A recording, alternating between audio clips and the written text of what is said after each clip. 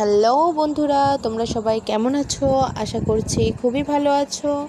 আমিও ভালো আছি তোমাদের ভালোবাসায়। তো বন্ধুরা, আজ আমি রান্না করব চিংড়ি মাছের মালাইকারি। তো চলো, চিংড়ি মাছের মালাইকারি আমি কিভাবে রান্না করি সেটাই তোমাদের সঙ্গে শেয়ার করছি। আমি প্রথমে চিংড়ি মাছে হলুদ গুঁড়ো লবণ খুব ভালোভাবে মাখিয়ে নিব। এটা হলুদ লবণটা আমি একদম ভিতরে ভিতরে ঢুকিয়ে খুব সুন্দরভাবে মেখে নিয়ে আমি চলে যাব রান্নাঘরে। এখন আমি কড়াইয়ে তেল প্রথমে গরম করে নিব। তো আমি কড়াইয়ে সাদা তেল নিয়ে নিচ্ছি। এখন কড়াইয়ে তেলটা যখন খুব ভালোভাবে গরম হয়ে যাবে তখন আমি চিংড়ি মাছগুলোকে তেলের ভিতর ছেড়ে দিব।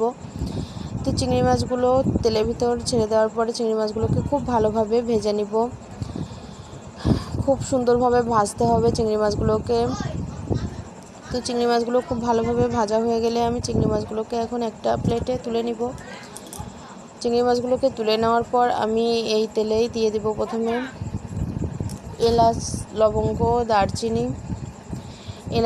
দারচিনি। দেওয়ার পর আমি কড়াইয়ে দিয়ে দেব পেঁয়াজ কুচি।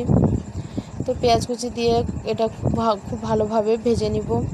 খুব ভালোভাবে ভাজার পর আমি এর ভিতর আগে থেকে পেস্ট করে রাখা বাটা মশলা দিয়ে দেব। আমি এখানে মশলা নিয়েছি নারকেল বাটা, আদা বাটা, জিরে বাটা, শুকনো লঙ্কা বাটা, বাদাম বাটা।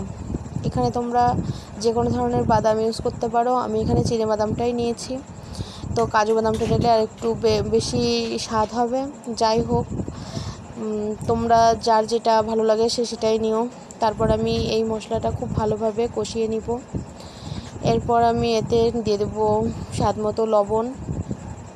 দিয়ে আমি মশলাটা ততক্ষণ পর্যন্ত কষাবো যতক্ষণ না পর্যন্ত আমার এই গ্রেভিটার উপর দিয়ে তেল উঠে আসে।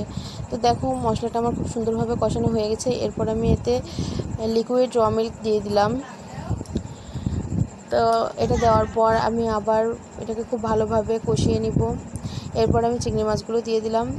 তারপর চিংড়ি মাছ দিয়ে একটু ভালোভাবে নেড়ে চেড়ে নিয়ে আমি কড়াইটা ঢাকা দিয়ে রাখবো। আমি 10 মিনিটের জন্য কড়াইটা ঢাকা দিয়ে রাখছি।